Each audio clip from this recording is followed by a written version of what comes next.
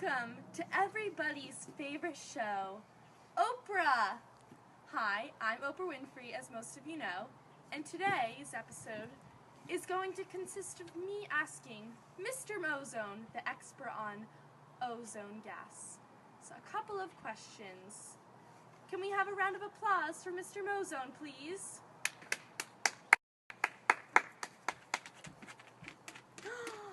Hi everyone, I brought my dog Strato to the show.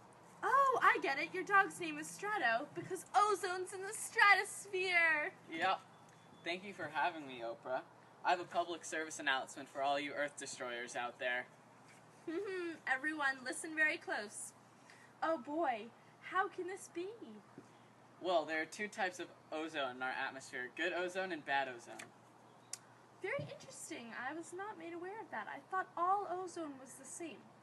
So, where in the environment is ozone located? Well, the good ozone is located in the stratosphere. Oh, like this little girl. Yep. Oh, really? I thought it was located in the troposphere. Don't worry, that's a very common mistake, Oprah. That's where the bad ozone is located.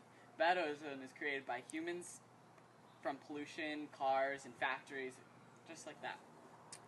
Oh, I see, Dr. Ozone. So, what are the pros and cons of ozone? Wait, before you say anything, let's ask someone in the audience. Do you know the pros and cons of ozone? What's ozone? Well, ozone acts as a barrier for our Earth. Ozone protects us from the sun's harmful UV rays. But I love getting tan. Not when you get skin cancer. Well, this leads us to the cons of ozone. Without enough ozone, the sun's harmful rays can negatively impact the Earth. So, Dr. Ozone, tough question here, but let's see if you can get it. Is ozone renewable? Strato, would you like to answer? Yes? Thank you, Strato. Well, yes, ozone is renewable, but it takes a large quantity of time and energy to renew the good ozone. It is really sad because our factories are creating too much bad ozone, which is depleting our good ozone layer.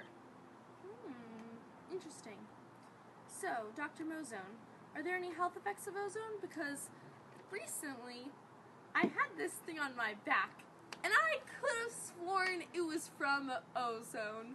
Can you help me out with that? I can.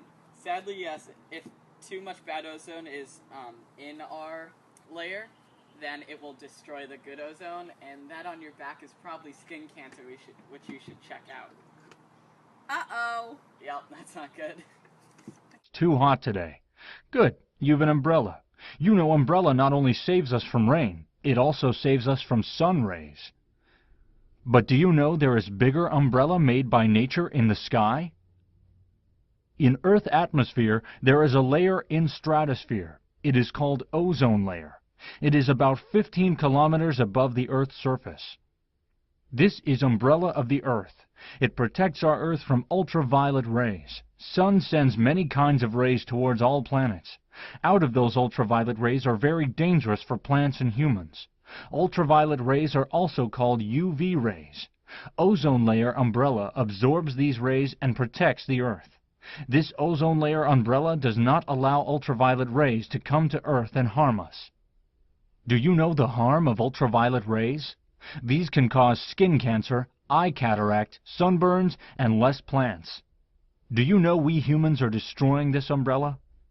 By using old kind of air conditioners, old refrigerators, fire extinguishers, spray cans, we are spreading gases called CFCs. These CFCs gases destroy ozone layers by reacting with it. Ozone layer is getting badly affected by these CFC gases. There are now holes in ozone layers, so protective umbrella has no holes.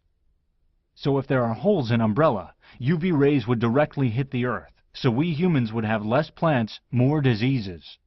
Don't worry, we can protect the ozone layer by using things which don't have CFCs. Welcome back to the Oprah Winfrey Show. Did everyone appreciate that commercial? If I remember, is there a good and bad ozone, and how is it dangerous?